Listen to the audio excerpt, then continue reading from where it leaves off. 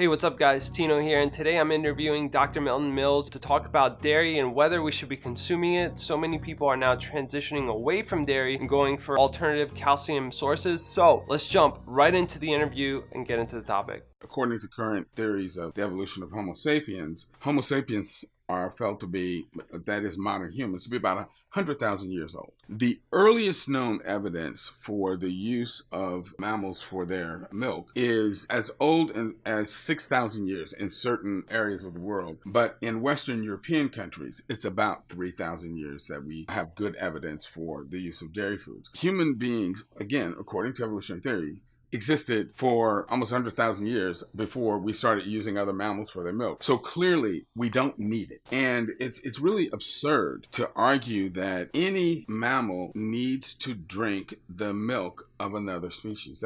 That's just absurd on its face. Milk is a secretion that female mammals make that is designed to feed their babies. Nature, God, whoever you want to pull into this conversation, never intended that as adults we would be drinking our own milk, let alone the milk of another species. The way I look at it, I'm sometimes even reluctant to call milk food. I mean, it's a material that we can ingest. In my mind, it's like using some recreational drug. I mean, it's not necessary. Yeah, it's optional. But it's not something that you have to do or that you need to do. And humans do not have to drink cow's milk or goat's milk or sheep's milk, and it doesn't supply any nutrient that we can't get elsewhere in our diet. Worldwide, the vast majority of humans are lactose intolerant, as are essentially all mammals. The sugar that is in mammal's milk is called lactose. But what lactose is, it's what's called a disaccharide, meaning it's two individual sugar molecules that are linked together into one molecule. Our bodies can only absorb single sugar molecules. So in order to be able to absorb lactose, you have to make an enzyme called lactase that actually splits the lactose molecule into its two individual sugars, glucose and galactose. All infant mammals make tons of lactase because, of course, they have to be able to absorb the lactose in their mother's milk. But as mammals mature and are weaned, their bodies stop making this enzyme. And it makes sense because enzymes are very large proteins that require a lot of intracellular machinery to actually create and then position in the digestive tract so that they can do their function. It makes no sense to continue making an enzyme that you really don't need. And since all mammals, except humans, stop drinking milk once they're weaned, all mammals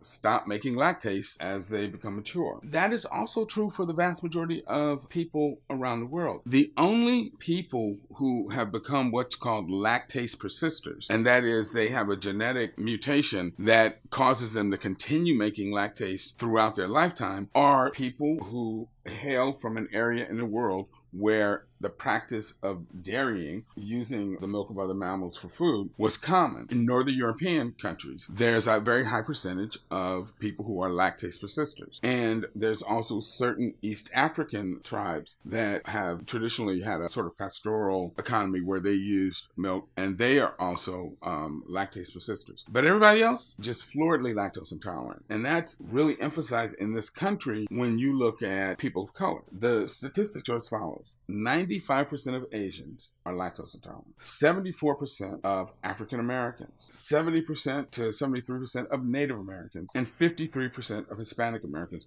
are lactose intolerant, as opposed to Caucasian Americans, where lactose intolerance is only about 33%. Amongst African Americans, if there hadn't been the sort of rapes of slave women that caused the mixing of European genes with West African genes, prevalence of lactose intolerance would be even higher than the 74%. But clearly, the majority of people of color are lactose intolerant. Again, that's true around the world. And that is why I helped co-author a paper where I talked about institutional racism in the U.S. dietary guidelines, because the U.S. dietary guidelines, which are put out by the Department of Agriculture, not Health and Human Services, recommends that people eat dairy foods. And they recommend this knowing that if people of color consume these foods, they're going to get sick. But what's worse is that there really is no benefit to consuming dairy foods. Now, the number one reason dairy foods are touted is supposedly they are the best source of calcium. But the problem... I'd like to meet you. but I'll bet you're hoping for a hunk. And all I've got to offer is sensitivity, intelligence, and charm. I'm drinking milk, though, and for the next couple seasons, I'll be working out. Milk's about the best thing I can drink right now to help me build strong arms, powerful legs, and a broad chest. And when all my work is done, will you love me just for my body? I can live with that. Milk, it does a body good. Problem is that dairy calcium, in the majority of studies that have been done on it, has not been shown to be protective against osteoporosis, which is weakening of the bones, or against bone fractures, such as hip fractures or vertebral fractures. One or two studies that suggest there may be some benefit, but the vast majority of the studies do not show benefit. And in fact, Harvard Nurses Health studies showed that the women who consumed the most milk had the highest risk of hip fracture. And if you look worldwide at dairy consumption is highest in those countries that have the highest incidence of osteoporosis and weak bones. So there is no real benefit for consuming dairy foods if your goal is calcium consumption. What's even worse is that whole milk is very high in saturated fat. It has proteins that have been shown to be linked to a number of cancers, and particularly in this country where the cows are artificially impregnated and treated with a variety of hormones, including growth hormone and so forth. The milk and dairy foods tend to be very, very high in estrogens, growth hormone, which increases the level of something